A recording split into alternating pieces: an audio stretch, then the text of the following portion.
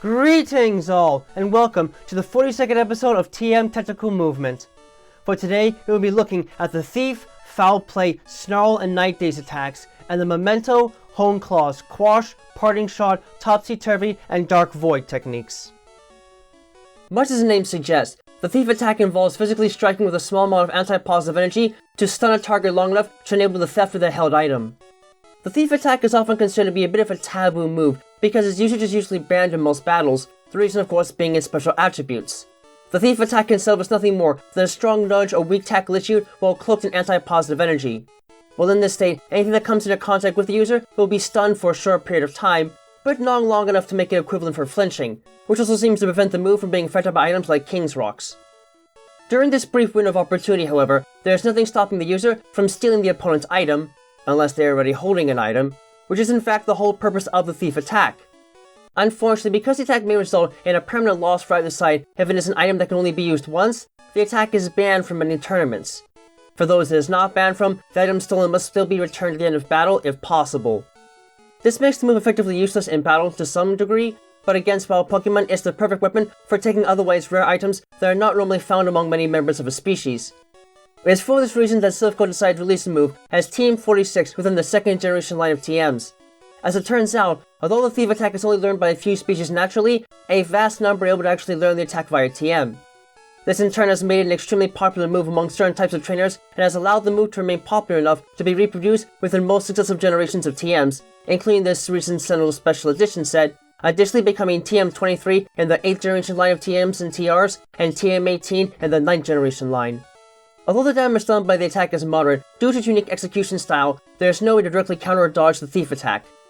Additionally, armor will do little to reduce the damage dealt by the attack. The Thief attack is not a move that should truly be worried about since it is banned from most professional tournaments, but the fact that it can nonetheless temporarily remove a target's held item can still make it something worth looking out for and preparing for in battle.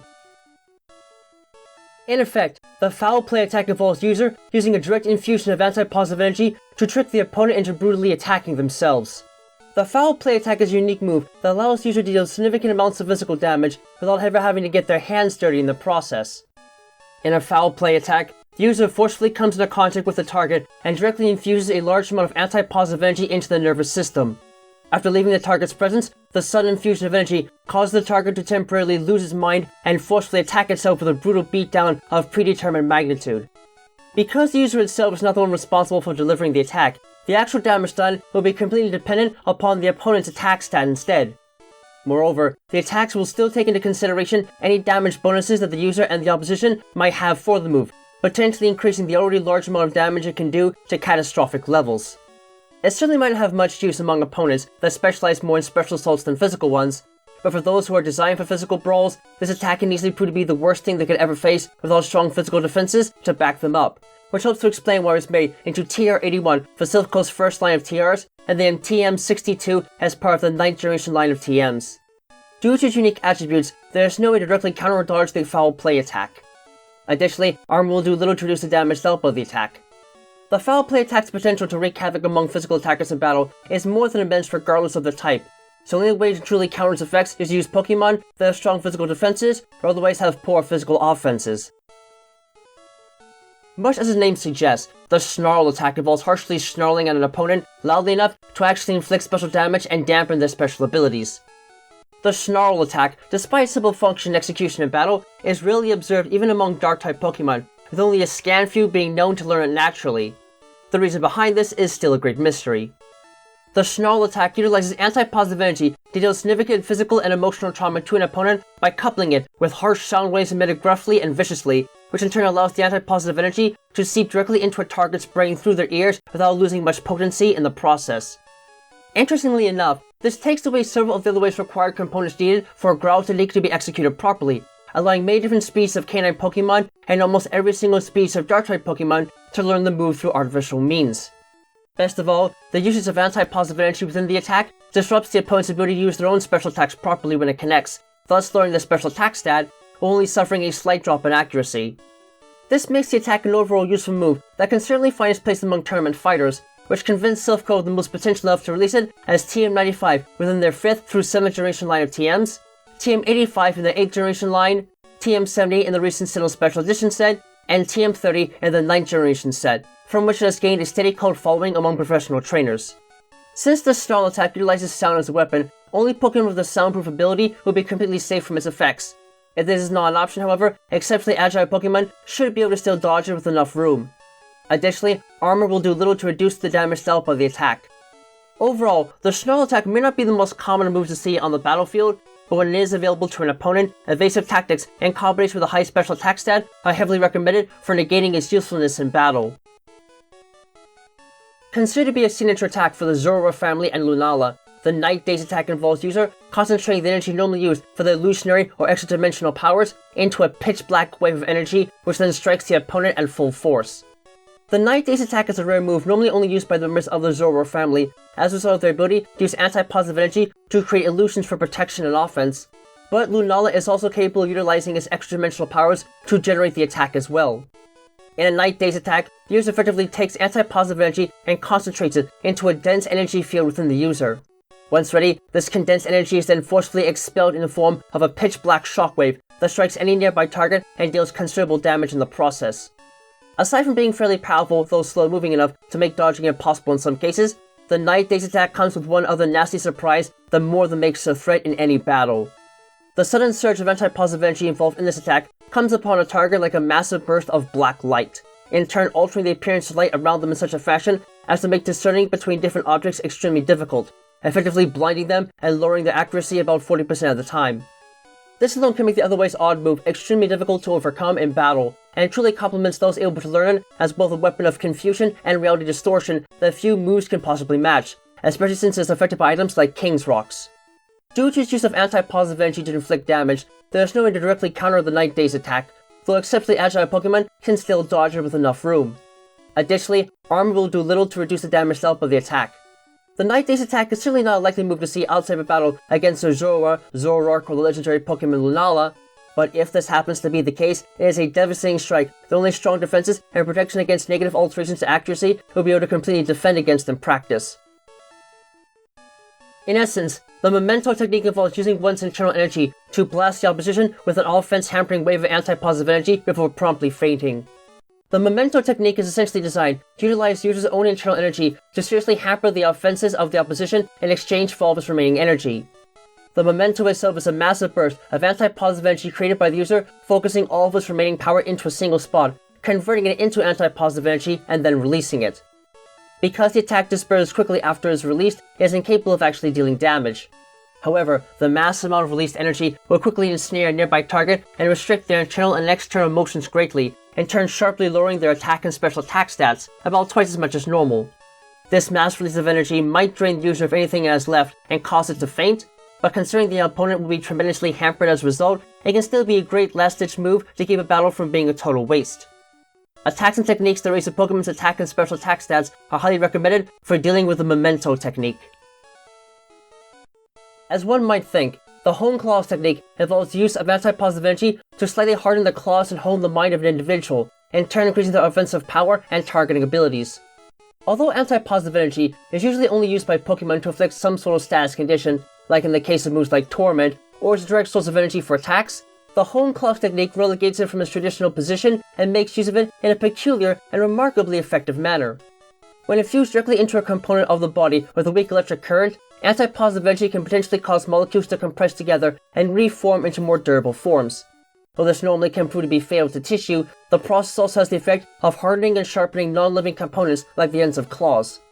The Hone Claws technique takes direct advantage of this and does it deliberately, raising the user's attack stat in the process. In doing so, however, the electrical current feeds back through the user's nervous system almost immediately afterwards. Instead of frying their brain though, this actually has the effect of temporarily sharpening the user's reflexes and increasing their accuracy. The disparate components of the technique have been the catalyst for much research over the past few years, and have become extremely useful in the process of hardening industrial compounds to create stronger construction materials.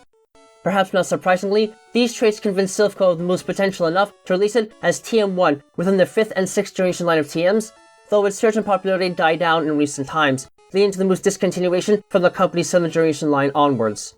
Attacks and techniques that raise a Pokemon's defense stat and evasion, or lower an opponent's attack stat and accuracy, are highly recommended for dealing with the Hone Claws technique. In effect, The Quash technique involves user releasing a sudden wave of anti-positive energy that strikes the target and disrupts their concentration to the point where they become unable to move until all the prisoned Pokemon have moved. The Quash technique is a rarely used but nonetheless potentially devastating move that is only used as a move in combat for the purpose of disrupting an opponent's carefully laid out strategy. In a Quash technique, the user suddenly releases a burst of anti-positive energy that washes over an intended target and causes them to lose their concentration to the point where they become unable to focus on the battle at hand, and move until every other Pokemon in battle has initiated a move of some sort. As such, the technique is fairly limited in its practical applications, but if the opposition is preparing a powerful attack that will knock out the user or potentially an ally as long as they get the chance to strike before the end of a turn, this move can at least help disrupt this strategy and render it pointless, even though the technique will fail if the target has just recently moved. Despite its limited capabilities, Silphgo decided to try out the otherwise abnormal move by releasing it as TM60 within their 5th through 7th generation lines of TMs, though its awkward usage effects eventually led to its discontinuation afterwards. Due to its unique attributes, there is no way to directly counter the effects of the Quash technique. In essence, the parting shot technique involves the user intimidating the opposition severely by spitting a small green sprig at them and screaming, or otherwise just screaming shrilly before retreating from battle. The parting shot technique is one developed by and observed only naturally among Pokemon that specialize in using sheer intimidation in order to scare off others and give them a chance to escape to safety. In effect, the parting shot technique involves these beasts either spitting out the green sprig they clench in their teeth at a target like a projectile in the case of Pancham and Pangoro, though when he hits it really doesn't do any noticeable damage, while staring at the target incessantly, and or letting loose a loud unnerving scream. This is supposed to create a sense of intimidation towards the target, but this moment of intimidation only lasts for so long before the opposition can get their head back together and attack. To maximize the impact of this move, the user quickly retreats and forcefully switches with another Pokemon afterwards, in turn making the fear of intimidation linger a bit longer in battle. Over the course of a minute or so, the otherwise harmless looking move can have seriously detrimental effects on the psyche of the target, so much in fact that they lose their concentration and nerve in battle, resulting in their attack and special attack stats being lowered. This move might not be able to directly help these Pokemon in battle, but as a support move, it's the perfect tactic they can take before switching out for an otherwise weaker Pokemon or defensive Juggernaut, especially since the technique is oddly affected by held items like King's Rocks. Attacks or techniques that raise a Pokemon's attack and special attack stats, or lower an opponent's defense and special defense stats, and the soundproof ability are highly recommended for dealing with the parting shot technique. In essence, the Topsy-Turvy technique involves user releasing a pulse of psychic and anti-positive energy at once that has the effect of altering the stat changes made to a target. The members of the Inkay family and Graplocked have more than a few tricks up their sleeve as a result of them being capable of easily building both psychic and anti-positive energy to at least some limited degree in the former, and one of their greatest tricks comes in the form of using both of the otherwise opposing energy fields to screw with the opposition in battle. In essence, the Topsy-Turvy technique involves these creatures releasing a low-grade pulse of both psychic and anti-positive energy at once, targeted at a specific opponent so that the two energy fields will come together the moment they reach the intended target. When this happens, it causes an energy anomaly that backfires onto the target as the two energy forces cancel each other out. While the exact reason for this is unknown, this has the effect of essentially flipping the stat changes made to an opponent, making all positive stat changes to the target negative and the negative ones positive. This strange maneuver may not have much direct use in most battle situations, but considering that these creatures can be known for using trickery to win their battles alongside pure offense, it is the perfect tool for turning the stat-enhanced juggernauts of an opponent's team into flaccid weaklings that even weak beasts like Inkay can clean up with little hassle. It is duly noted that this move is also affected by held items like King's Rocks, though the exact reason behind this is still a bit of a mystery. Due to its unique attributes, there is no way to directly counter the effects of the Topsy-Turvy technique. Considered to be the signature technique of Darkrai, the Dark Void technique involves user releasing energy balls of anti-positive energy at the opposition in an attempt to suffocate them with pure darkness and put them to sleep. Although Darkrai do not wish to intentionally put others into a painful nightmare simply by being near them when they are asleep, as a form of defense, Darkrai have learned to use his ability proficiently by combining it with the immense anti-positive energy flowing through them to create a devastating burst of power that can put the opposite end of the battlefield to sleep in an instant in a way that no other Pokemon could possibly try to emulate. The Dark Void itself is a spray of energy balls comprised of pure anti-positive energy. Considering the unstable nature of anti-positive energy outside of a physical body, the fact that Darkrai can produce so many of these objects at once and only at a moderately high stamina cost is a testament to their incredible powers. When these energy balls hit a target, the energy core within detonates and sprays the anti-positive energy over the target, sealing them away in a shield of energy. In some cases, this might not be enough to do much else other than scare the crap out of an opponent, but at least half the time, the resulting infusion of anti-positive energy will be too much for the target and will effectively drown them in darkness until they fall asleep. The fact that this move can hit multiple nearby opponents only makes it that much more of a danger in battle, so for any trainer faced with the daunting task of fighting a Darkrai, this is perhaps the greatest thing they have to fear in combat. Pokemon that have the basic capacity to move to avoid basic attacks, as well as moves, items, and abilities that either cure or prevent sleep, are highly recommended for countering the Dark Void technique. That's it for this episode, so stay tuned for the next episode of TM Tentacle Movement.